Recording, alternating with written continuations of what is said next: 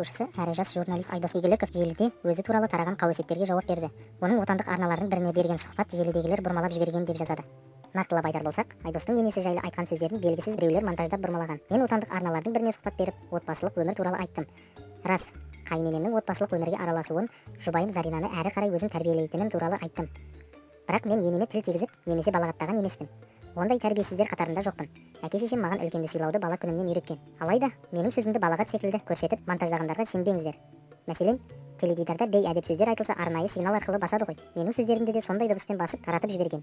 Бірақ мен ешқандай да балағат сөзін айтқан жоқпын, деді Айдос. Айта кетейік, журналист Қалаулым шоу арқылы танылған Зарина есімді бойжеткенмен отбасын құрды.